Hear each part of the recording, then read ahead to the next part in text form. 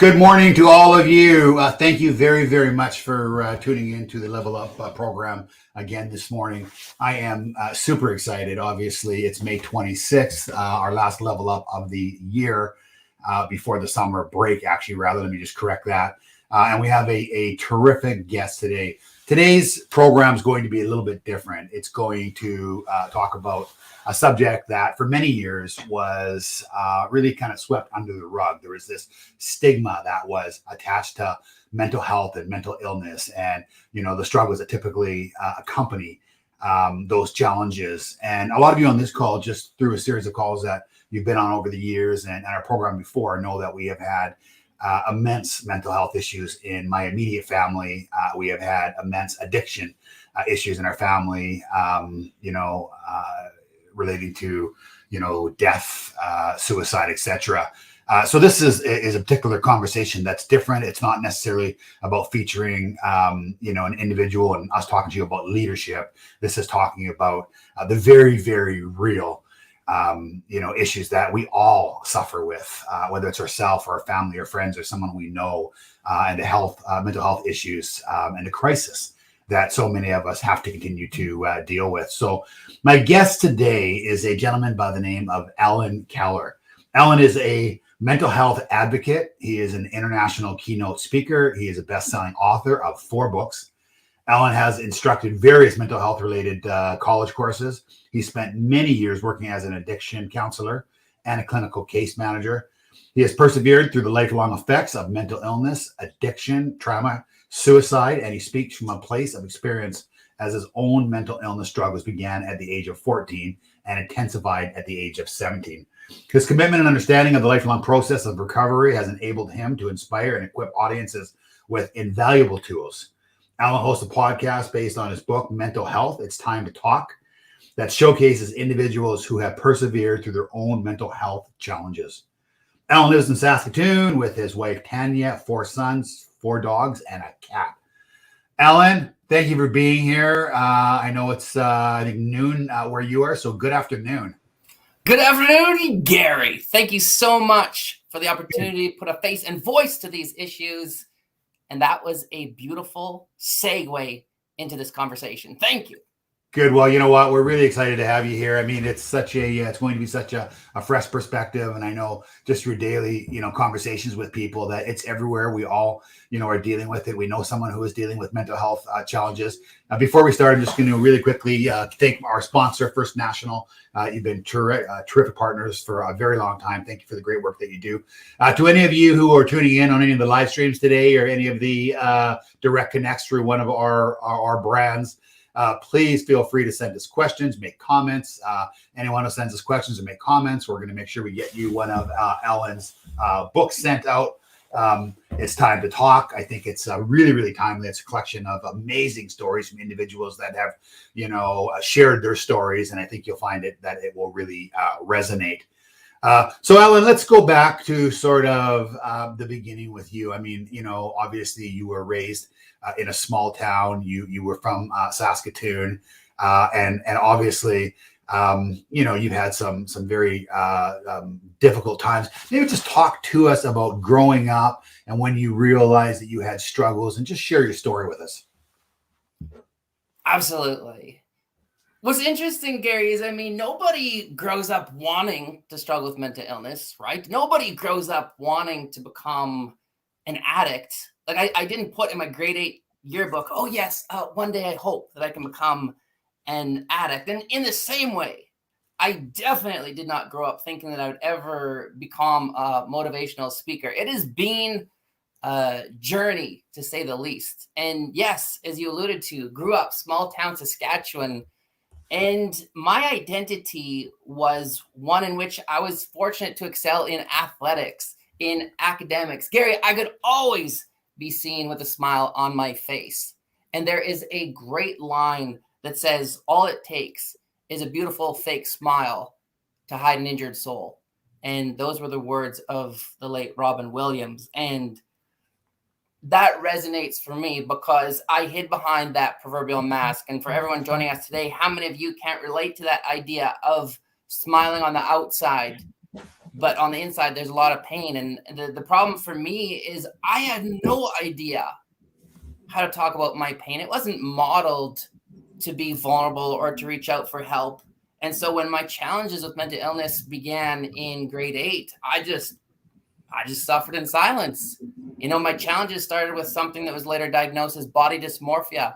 I could never look in a mirror. I hated the way that I looked. And I actually left for a private school as soon as I was 16. I left home, and that's where my challenges with mental illness, as you said, really escalated. And the thing is, all the signs were there, but nobody knew how to approach me. Like, the teachers didn't know what to do. They didn't know what to say. And what's the message that we get when we're in pain and nobody approaches us? Oh, that's right. Nobody cares. But see, they did care, but they lack the tools. Obviously, information is power. And again, I just kept all the pain inside. And so then as soon as I graduate from private school, Gary, where do I go? I go to Holland for a year. You take a kid who's raised in like this rigid Mennonite environment, you put him in Holland, watch out. I mean, it was like this animal that got out of its cage.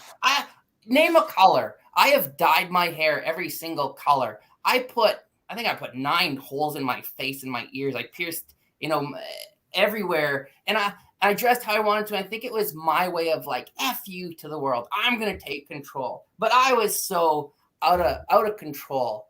I turned to self-harm. I turned to alcohol. I turned to gambling. I turned to everything outside of myself so that I didn't have to be with self, because I basically had no relationship with myself. And when I eventually returned back to Canada, it was just a downward spiral. And I realized pretty quick, I have to do something. Like this is going to kill me. And I was finally able to meet with a doctor, and it was so hard to be vulnerable. It was so hard for me to reach out for help.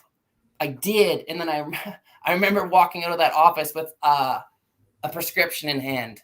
And that was the start of so many medications. I mean, I think over the next few years, Gary, I was put on, it was a combination of 11 or 12 different pharmaceutical pills in 6 years. I have seen almost 30 different mental health professionals. I've met with so many psychiatrists. I was hammered with all the labels. As I said before, I didn't know who I was, so I was given a label, and I just, I ingested it. And I was like, oh, that's who I am. And it was absolute chaos for a long time. I spent most of my life trying to harm or kill myself without really understanding the why. Shame dominated my life. There's a lot of talk in addiction about this proverbial bottom, isn't there?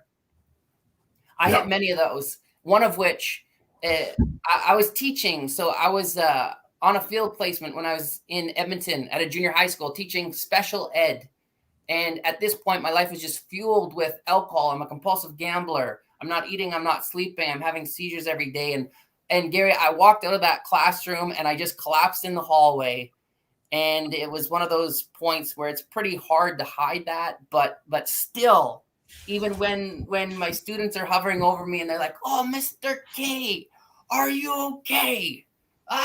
Again, I just smile. "Oh, yeah, no, I'm good." I was so far from good, and that was one of those catalysts where this understanding of, okay, if you want something different, go figure, you have to do something different, which for me required vulnerability. Getting myself into support groups where other people spoke my language, where they had similar lived experiences. So eventually I get myself into groups like bipolar support groups. I got myself into Gamblers Anonymous. I got myself into Alcoholics Anonymous. I got myself into the Saskatoon Sexual Assault Center for other men who'd been sexually abused. It was so hard to do all those things, but it was so liberating because it was in those moments when I realized, what what? I'm not alone. Other people have these thoughts. That was significant. But see, I still had this victim mentality. There was an elder, Gary, who I shared a bit with him, and here's what he says. He says to me, Al, you are not the only person who struggled with mental illness. He says, you are not the only person who struggled with addiction. And Al, you're not the only person who's been sexually abused. He says, if you want something different, go get it, because this world owes you nothing. I mean, okay, there's truth in that. Could have said it nicer. Yeah. But that was also a game changer where I was like, okay, this victim mentality does not serve me. And my saving grace truly was I meet this woman named Tanya, and Tanya had 2 sons, and I had never been around children. And they gave me this gift of loving me for me. It was like this first time where I felt like I actually didn't have to wear a mask. And when I moved in with Tanya and her 2 kids in Saskatoon, I was only 3 months sober. I moved from Edmonton to Saskatoon. I threw my last cigarette out in Lloydminster. Aw. That chokes me up. It's interesting how sometimes we need people to believe in us more than we believe in ourselves, and that's what happened right there. Thank you for sharing. I mean, absolutely. Yeah. Just the hairs of my back or my neck are going up. Let me go back to something you said in the early parts of this conversation. You said all the signs were there. You said all the signs were there, but nobody else recognized them, sort of thing. So if we're in this call right now and, we think all the signs are there, or maybe, we're missing the signs. It's, a brother, a family member, a child of ours. When someone is really struggling, much like a symptom for a medical condition, what are the symptoms or signs that we should be on the lookout for? I'll share some signs, but I'll tell you this, the number one thing for me is pretty simple, and it's something that we all come into this world with, and it is intuition, our guts. What I'm saying is, if we think that there's a problem, there probably is. I feel as though often we prefer to live in this world of denial because it's more comfortable. Because, Gary, it is hard. And this firsthand with your brother and other experiences, that it is really hard to accept that person might not be doing so well.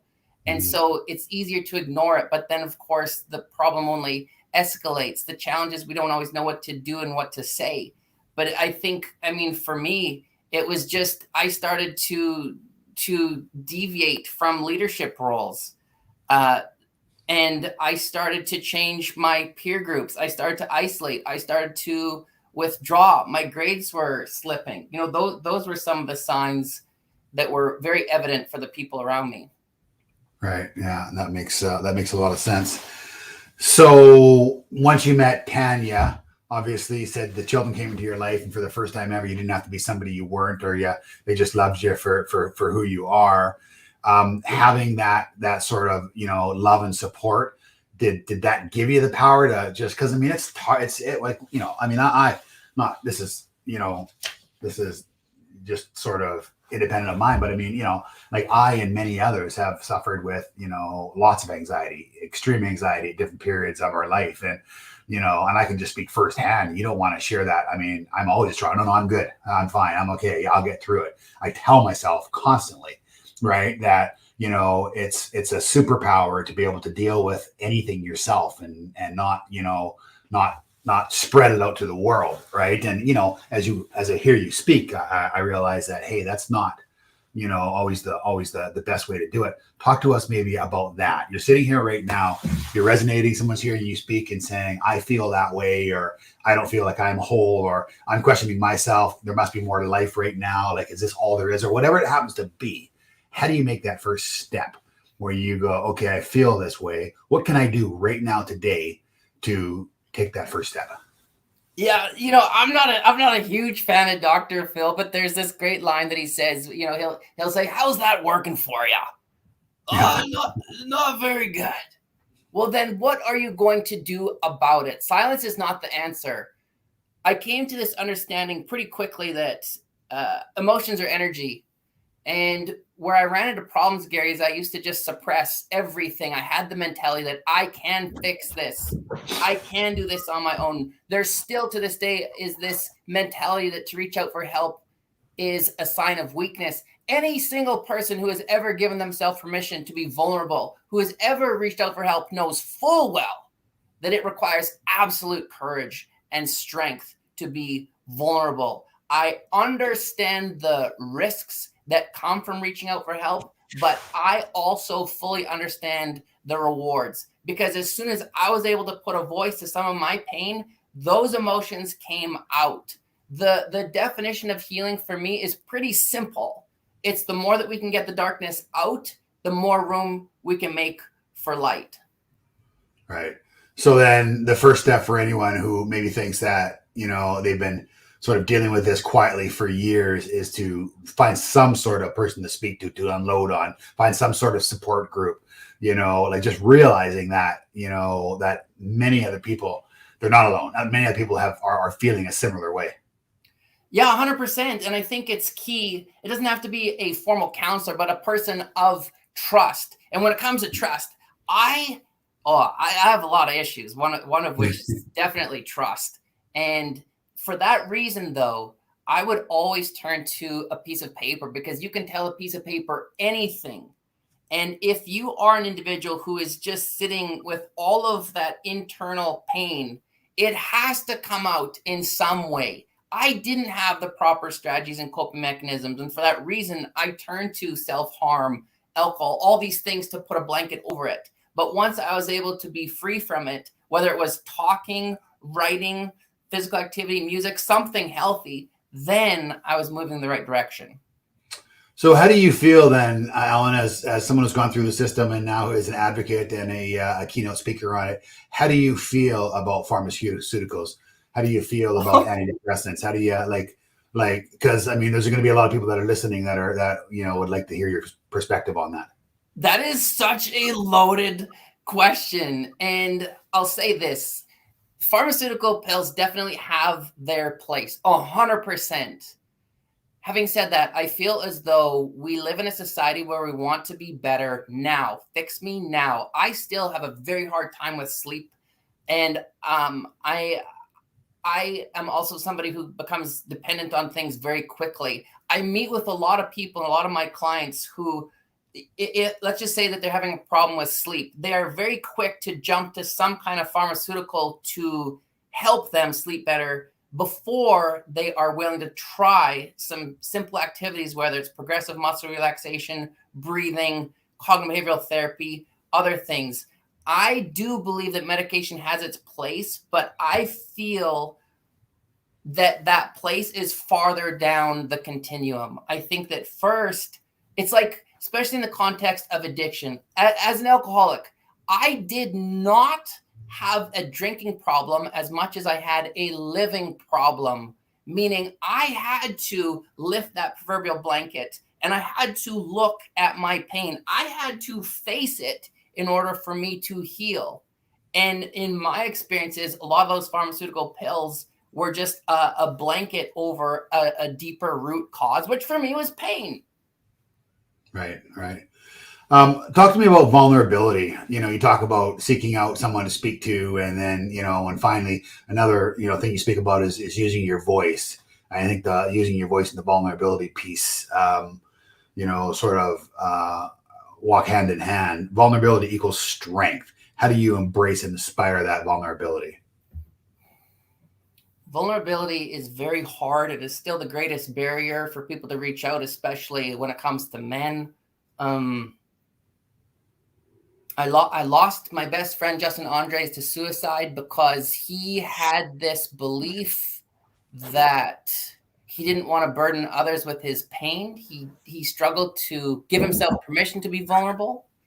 And what I found from all the interviews that I did with the men, it was this great fear. It was always the fear just before making that call or reaching out for help. But if they could pick up the phone, fire a text, or actually start to talk, they felt better. Of course they felt better, because we already talked about this. Emotions are energy. Once they could get some of this out, they felt better. Every single person that I interviewed, myself included, understood that as soon as we put a voice to our pain, we become free from it. We don't then have to hide behind that proverbial mask. It is liberating. And I think that it comes down to, we are often our greatest barrier, because often what we think is going to happen doesn't happen. Where a lot of people that I spoke with thought that they were going to be met with judgment. They thought that maybe it would perceive the way that they would be, or it would impact the way that they were perceived in their place of work. No. When they actually reached out to a person of trust, they were met with compassion and dare I say, love. And more importantly, they felt better. It's risk, but it's reward. I got a question for you around judgment, and I think will be helpful to a lot of people on this. It is so hard to be an outsider, to see a family member or someone that you love or a friend that you just think continuing to make bad decisions and bad choices, and it's so easy to get mad at them and to say, "Smarten up, come on, you're better than this. Like, stop being a dummy." And I could tell firsthand with my family that. With even my brother, and I've said this before over the years, but the minute I realized that, hey, you know what, like, stop judging all the decisions he's making and just be there and tell him you love him, is the day our relationship got way better and way closer. And, I think he's way more open to, sharing with me. And I still don't get it right. I still get pissed off, and I still say to him, "What the fuck? Excuse me. What are you doing? Like, what's a stupid decision?" What can you share with us that can equip us with, us as people who are family members, to deal with it, so we don't get, angry, and we don't get, frustrated. Like, I mean, the day I learned compassion around mental illness, our entire family made it way easier for the entire family. Yeah, I appreciate you sharing that. And anger is often one of our go-to emotions. It's hard, isn't it, to see someone that we care about, someone that we love, deteriorate in front of our eyes, because basically we have front row seats to this horrific show. We have 4 dogs, and I love dogs, because dogs don't judge. Dogs just truly love. And to your point, when we can understand that this is actually just somebody who's in pain and they lack the tools to manage the pain, that's a game changer. And this is where I guess really information is power, isn't it? Because what I have come to understand is that, especially when it comes to addiction, people are just trying to be free from pain. It is logical to want to escape pain and replace it with pleasure, is it not? Right. I mean, the very first time that I drank, I felt what people probably call normal. And I was just so tired of feeling that pain. And then the problem is that we, as hurt people, end up hurting people. We project that pain. But when we can actually just be seen and loved as who we are, then yeah, that's a powerful thing. Having said that, sometimes in the supportive role, we have to also protect ourselves, because I meet with so many parents and so many caregivers who lose themselves in the journey of the person who's struggling with mental illness and addiction.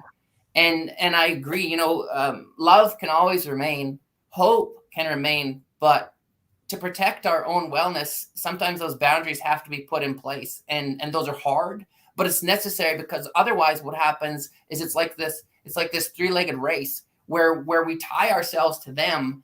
And then if they fall, what happens to us? We fall. And this is the delicate process between enabling and detachment. So maybe just let's sort of continue on that, those 2 items, right? Sort of enabling, one, any advice around that, or how to walk that fine line between enabling it, but yet, being perceived as not caring? Yeah. Enabling in many ways is often described as killing with kindness. And the intention is pure, but sometimes, and this is what's twisted, sometimes, especially in our addiction, we have to experience these proverbial bottoms for us to realize this sucks. Right. You know, I don't want this anymore. And I think that at the end of the day, this is totally dependent on the individual who's in the supportive role. As soon as you feel like this situation is impeding on your peace, on your ability to enjoy your life, then it comes down to who is in the position of power and control. And it is not the other person. We control our thoughts, right? We control our actions. And this is where we have to turn our focus towards self. And that is not being selfish, because often it's like there's guilt. You know, I got to take care of myself. Well, I'm not sure if they're going to make it. You say and do everything so that you don't ever have to look back thinking that you should have done more, because, you know, suicide, for example, that's real. A lot of times, sometimes we feel like if we're not there for them, they might not make it. Right. They might not. Right. But that's not ours to carry. Right. Talking about suicide, and you know, I read in one of the books, men are dying at a suicide rate that is 3 times greater than females. Why is that? Why is that? You know, when I was a kid, it was the scripts that were around me, scripts which still exist today, that to reach out is that sign of weakness. And when we don't see different things being modeled, such as reaching out for help, then we won't model those behaviors. And so, unfortunately, for many of us as men, we hang on to those old scripts. There's one of the in that book that you're giving away on men and mental health. One of the stories features a guy named Murray Drew, and he used to always say, Gary, he would always say, I would rather die than ask for help. That is deafening. But that is the result of all of those scripts that he grew up with. And those are the scripts that prevent people. Dave, you are on the ball. Look at that. There's Murray Drew. Dave's working behind the scenes. He pops that one up. Impressive. Yes, that's Murray. That was quick. Interesting. So, so what sort of conversations should we be having? Right? Like, how do they, you know, how do we bring, I mean, is it just simply like, hey, we're here for you.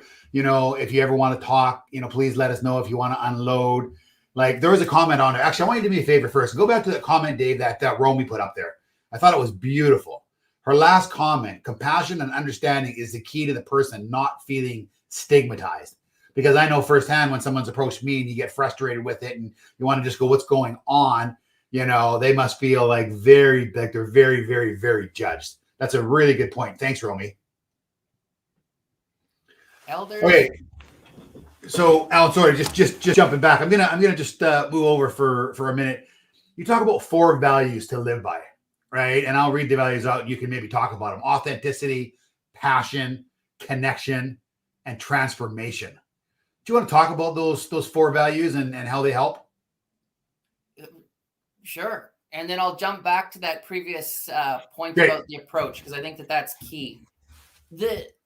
Why, for me, Gary, the most important one is authentic. Is, you know, I think that what people want more than anything is someone to just be their authentic selves. I know what it feels like to hide, and that is exhausting. We all know what it feels like to hide behind that proverbial mask. And yes, granted, in our day-to-day life, sometimes we have to wear that mask and smile.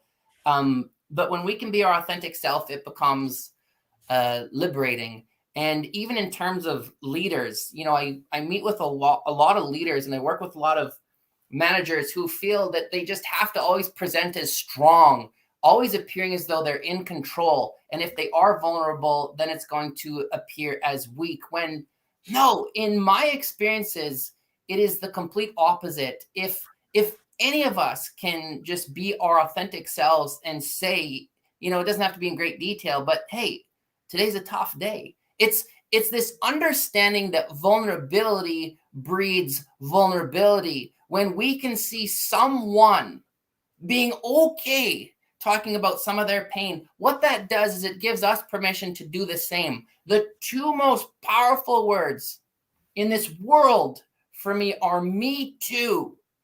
Me too, because that has to do with connection.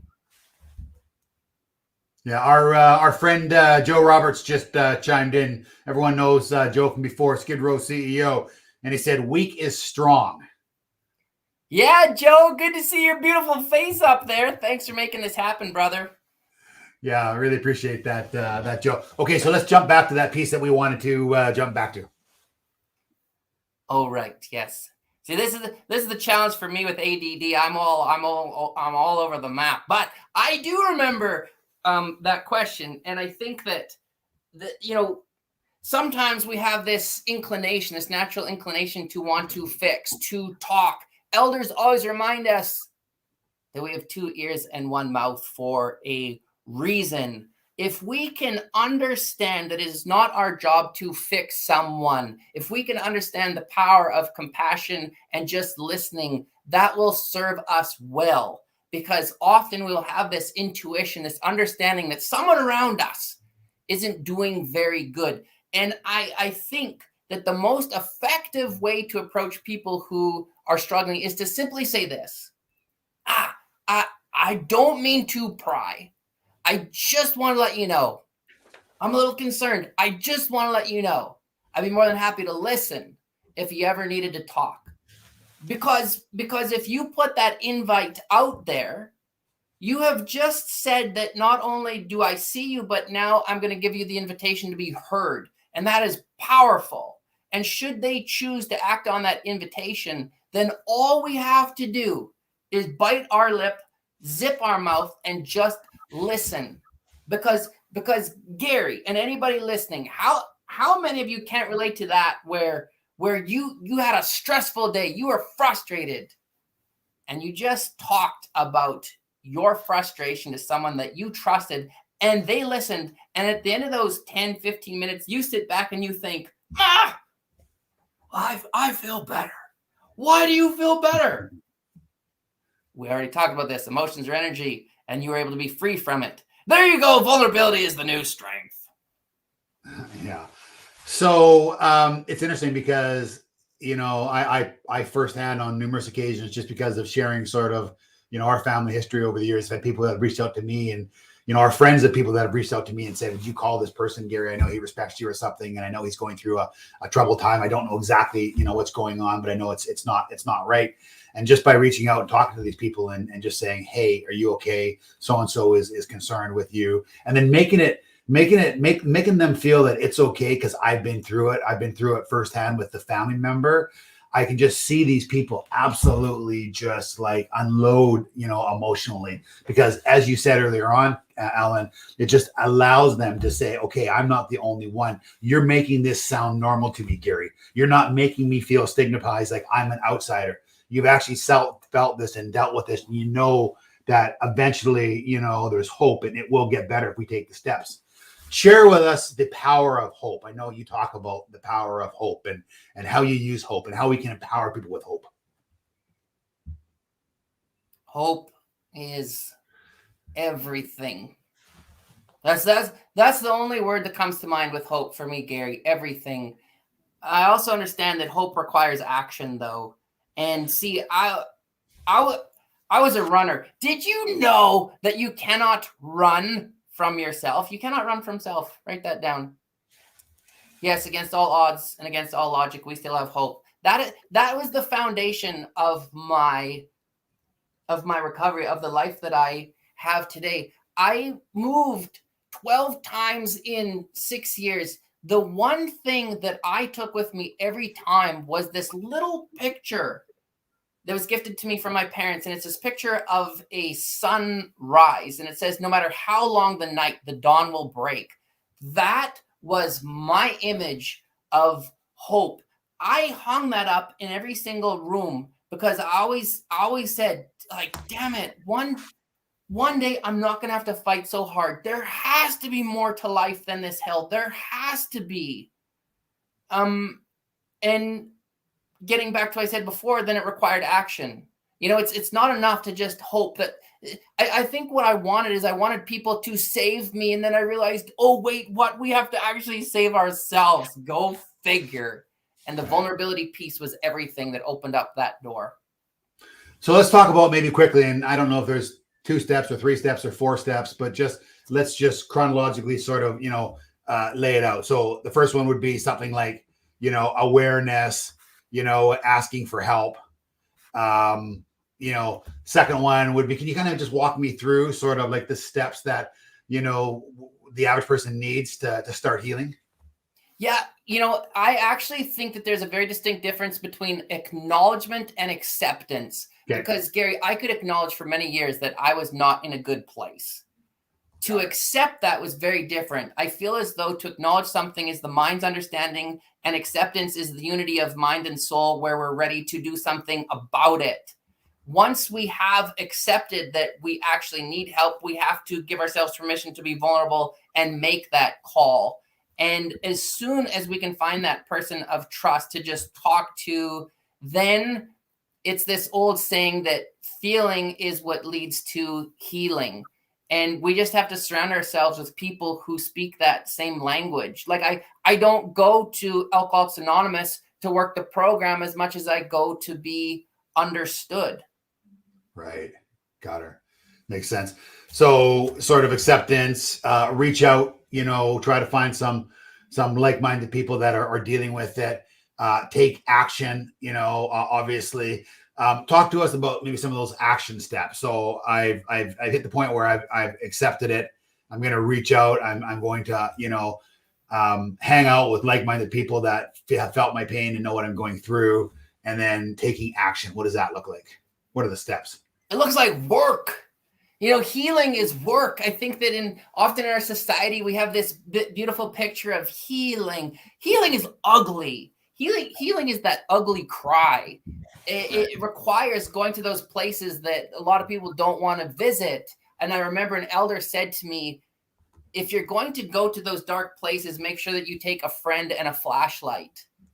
And I think for me, after I accepted that I wasn't in a good place, after I gave myself permission to be vulnerable, I had to do the work, which meant I had to feel. And I spent most of my life trying to avoid feeling.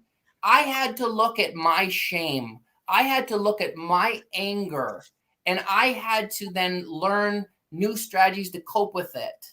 Yeah, sober, resilient, proud. I am proud of that. And it's a work in progress. It doesn't stop. As soon as we stop working, then for me, especially in my recovery, I run into problems. So it is very much highs and lows. I have great days. I have hard days. The difference is that I now have strategies in place. I have people in place that I can turn to, and I have understood that I do not have to fight this on my own. Very powerful. Allan, how do we talk to our kids about this? How do we talk to our kids, and at what stage do we talk to our kids? When do we start talking to our kids about, hey, mental health is a real issue out there. We see it day to day. We're here for you. If you ever don't, when do we broach that? And how do we have that conversation with them, and at what point? And I just find it so interesting that I have 4 sons. I want to make sure that my kids don't have to fight through a lot of the same challenges that I did. And Gary, I go to so many communities after there have been suicides. So I'm called to go talk to schools, communities. I go to reserves. And what's interesting is I watch the adults, I watch the men in particular, and often they don't show emotion. They don't give themselves permission to feel. Well, kids are always watching, aren't they? And what I'm saying is, if we as adults cannot give ourselves permission to be vulnerable, if kids can't see us maybe crying or reaching out for help, then why the hell would they? So for Tanya and I as parents, it has become imperative that we teach our kids to feel. We give them permission to go within. If they're feeling anxious, they now know what that feels like, and they communicate it to us. We have now given them strategies, and rather than us fixing it because we can't, we say, well, what are you going to do about it? We gave you the tools. So now, this morning, Gary, Tanya was meditating with our 12 and 10-year-old. What? It's giving them those skills there. Yeah, those are the 2 ones. Right on, Dave. It's awesome. Yeah.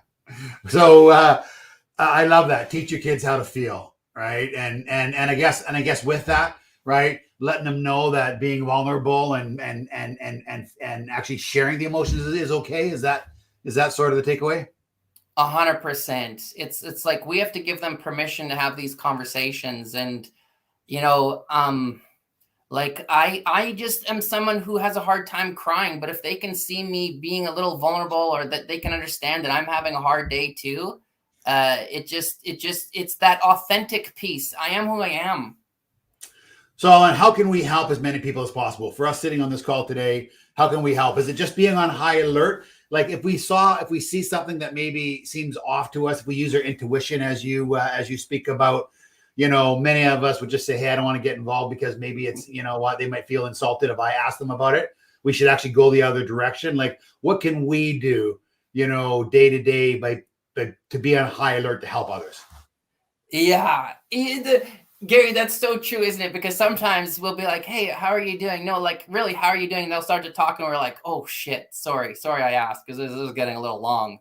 I mean, if we're going to put that question out there with true intention, we better be ready to listen. And I think that what we can do is we can just be open to having these conversations. I think that we can continuously check in on the people that we care about, leaving nothing left unsaid.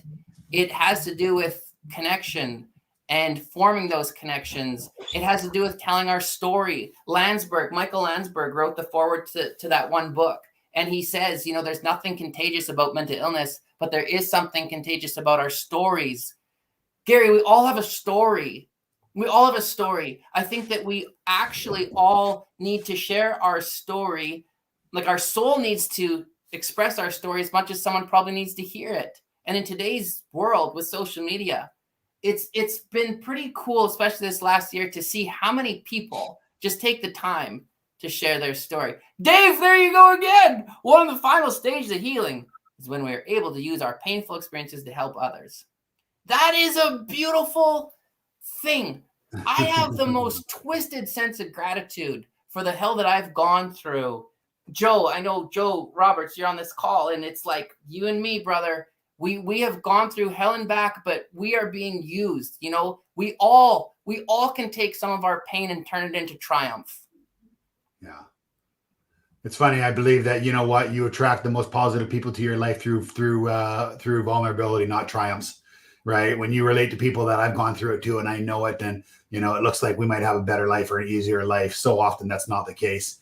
The really nice comment on there and a really powerful one from Kristen. It says the isolation due to COVID the last couple of years has definitely pushed a lot of people further into the darkness. I lost a parent last year and still work from home and I'm struggling to try to move through the stage of grief.